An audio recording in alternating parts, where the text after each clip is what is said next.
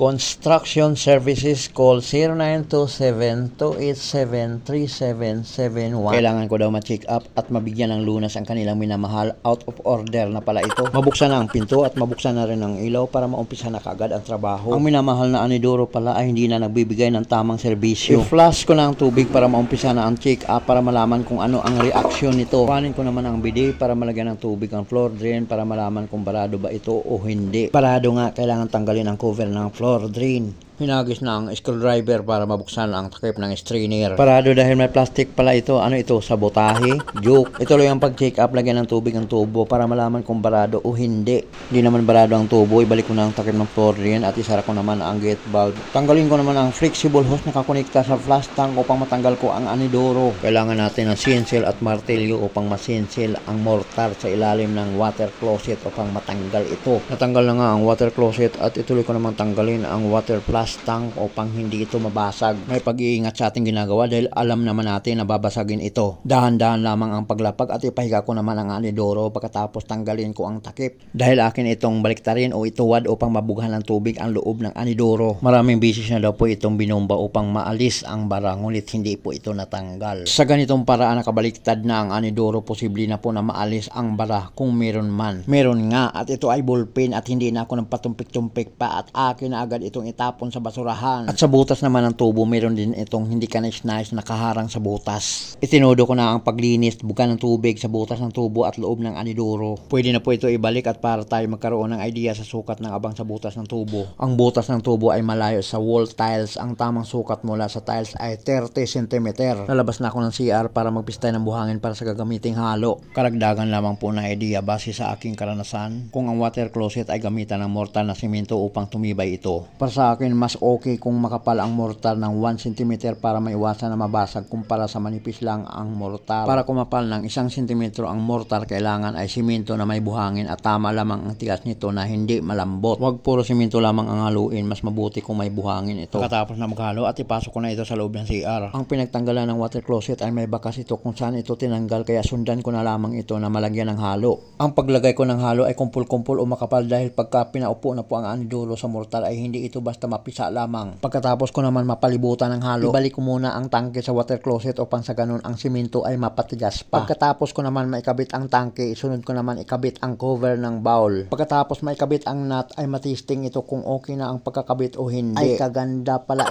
ang tawag din hydraulic. Katagal nga laang. Ang sintro ay akin itong sinukatan para meron po tayong basihan kung ito ba ay nakasintro sa butas. Ipaupo ko na ang water closet at para sa akin maigi na naikabit na ang tangke. Para mailapat na ang tangke sa wall tiles na nakasandal, kailangan naman itong gamitan ng level bar, naka-vertical at horizontal. Ang tangke ay levelado at nakasintro din ito sa marking. Ikabit ko ng flexible hose para malagyan ng tubig ang tangke at ma-flush ito. Ang pagkabit ng Anidoro ay mahalagang bagay na ito ay mabuhusan ng tubig, matisting upang sa ganun kung mayroon mang halo na hulog sa butas, ito ay malusaw. Pagkatapos i-flush ang tubig, ubuhusan ang bowl, tingnan ito ang paligid kung ito ay walang tubig na lumalabas sa gilid. Walang leak, i-flush ko pa uli, ibig sabihin ito ay nakasintro sa butas. Aalisin ko na ang labis na simento upang ito ay matapos na. Siyempre linisan itong mabuti na aariin natin parang atin para maging maganda ang resulta. Nag-approve na ang mama, ibig sabihin tapos na. Ilagay sa dati ang basurahan at may flush pa uli para masiguro kung okay bago ito iwanan. Kung maganda naman ang bulusok ng tubig at nahugas na nga ng kamay para makauwi na. Nasayang na naman ang 4 na minuto sa inyong panonood sa walang kwentang vlog. Hanggang sa muli po natin pagkikita. Salamat po sa Diyos. Ang Paragos Restaurant ay joint venture ng RSM Lutong Bahay at ng Lisel's Restaurant and Events.